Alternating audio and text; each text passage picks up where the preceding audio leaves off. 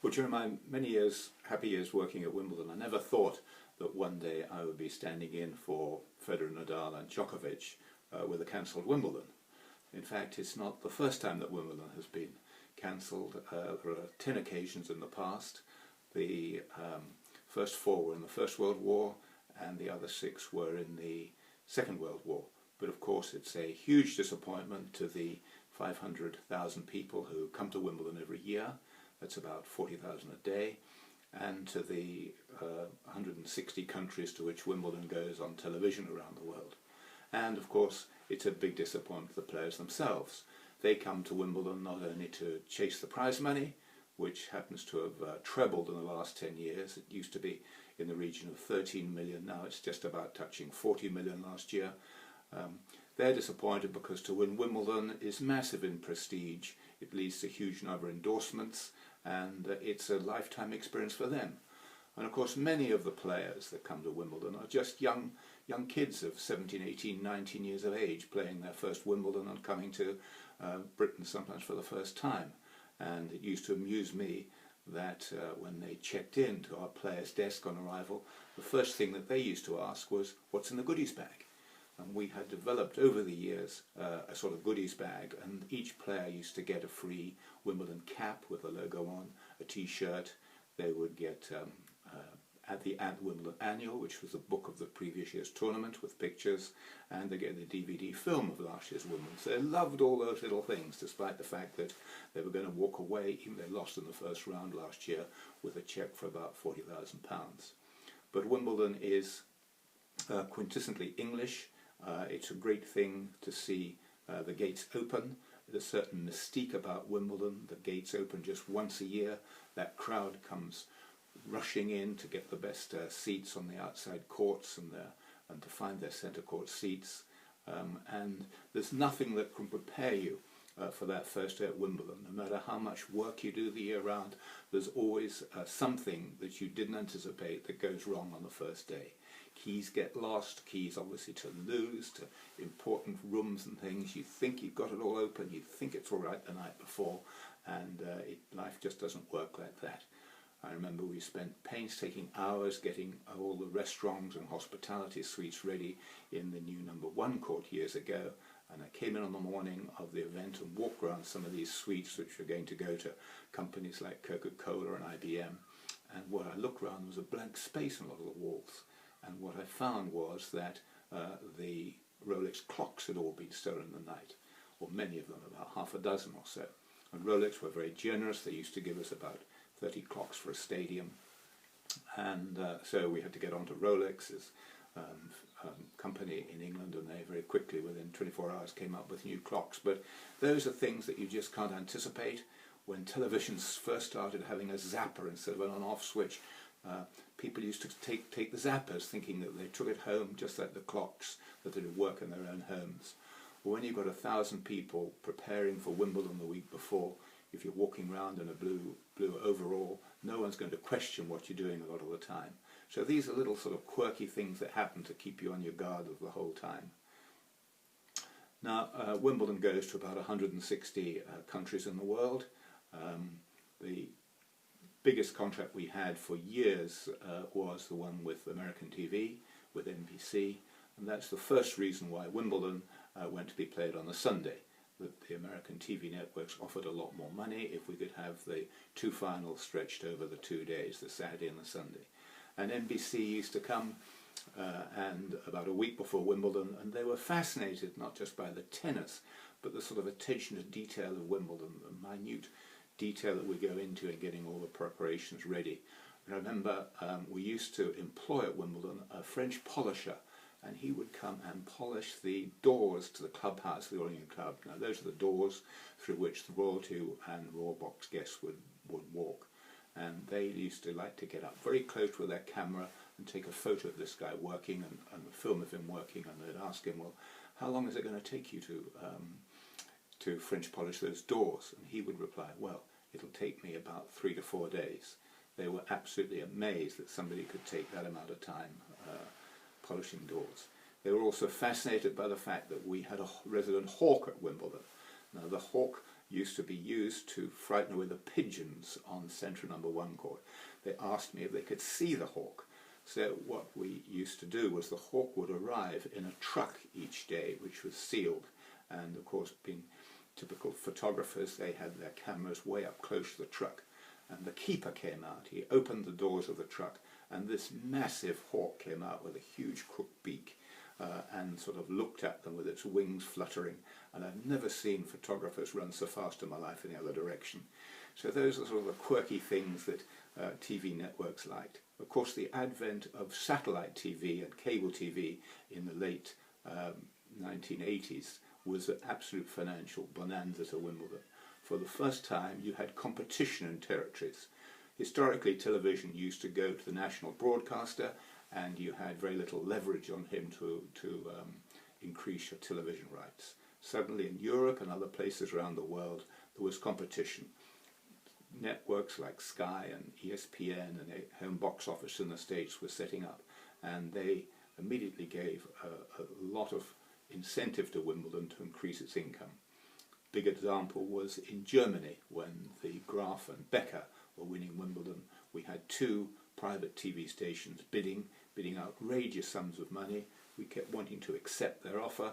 Our company who were advising us at that time on TV rights said, wait, there's more to come, there's more to come. And we ended up in 1 year, I think, by getting something like $30 million for the television coverage for the championship. So television has been a huge bonanza.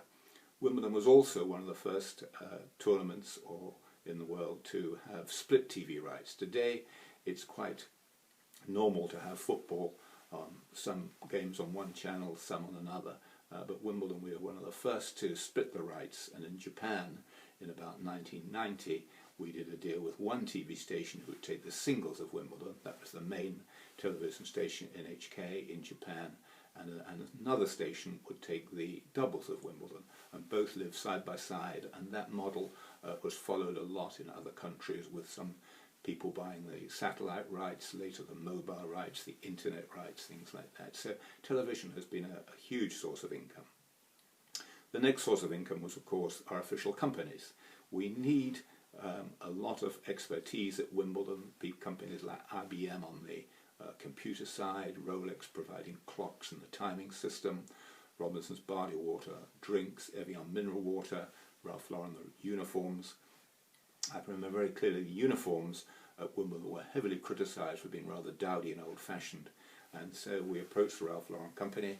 I went to their offices in Madison Avenue, New York, very swish offices, swish reception, was shown in to see their first designs. And of course, before I had left in London, I'd been given very strict instructions. You must make sure, of course, that they preserve the tradition of Wimbledon and show the uniforms in our green colour. So I got in, there were the designers, gave me a long presentation about what they had been thinking, the ethos of Wimbledon was and everything, and then they showed me the designs. Of course, there was no green, everything was in navy blue. So I said to the designers, well, had you thought of green, because green is one of the famous colours associated with Wimbledon? I got a very short sentence back which said, Ralph does not do green. Well, if you ever knew that something's non-negotiable in business, that was it. It was time to say to them, well, okay, that's your prerogative, and they were very quick to then point out to me that if you look in the history books, some of the first umpires in the 1920s and 30s were told to report to Wimbledon with their navy blue blazer. So in fact we were just reverting to tradition. We had other things where Rolex, when we first signed a contract with Rolex, they're very precise about everything. Our scoreboard had to be updated itself to be good enough and modern enough to take the Rolex clocks. Now hospitality is the third area of income of Wimbledon. It's often much maligned, but in fact it's a statistic that corporate hospitality only accounts for about 10% of the tickets at Wimbledon. And it's important because the big companies at Wimbledon, the ones that I've just mentioned, a key ingredient of their association with Wimbledon is that they can bring their guests along to see just what facilities and in what way their company is helping the championships. For example, IBM doing such a lot of work on all the internet and statistical coverage of Wimbledon. And that's been a sort of great boom, and gradually what we did with the hospitality was we moved their seats further and further back in centre court. They were quite happy about that. There's not a bad seat in centre court these days, you can see well. So the hospitality was put into rows NOPQ, and the front seats were given much more to the general public.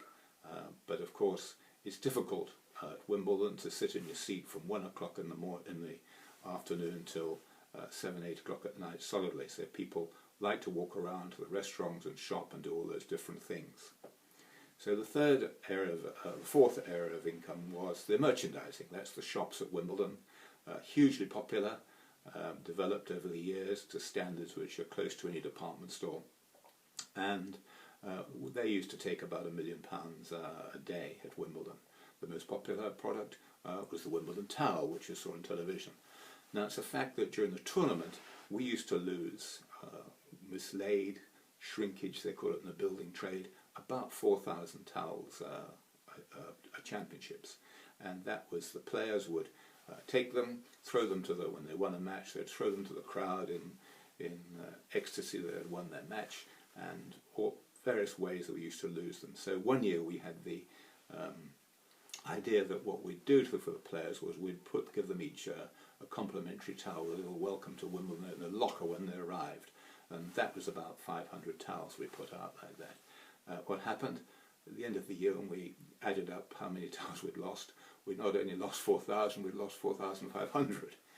Anyhow, the next time that we came to negotiate the towel contract with the Christie Company, we suggested to them that they provided us with those towels for free, that they actually had their name on the towel, and they had never, they'd always thought it quite amusing and droll that we lost so many towels, and they were very happy to help us out on that one. I think in general terms, the souvenirs, we sell about 20,000 caps a year, about 30,000 t-shirts. So it's a huge business, the merchandising. And of course the other thing is, the last area of thing is of course tickets. Tickets has always been oversold. There's the public ballot, there's the way of getting tickets on the debenture market, and now the ticketing is all online for the public ballot. And if you if you finish with your ticket at the end of the day, you put it in a red box, and that goes to charity. And that, I think, last year raised something like $350,000 in resale ticket money for the different charities.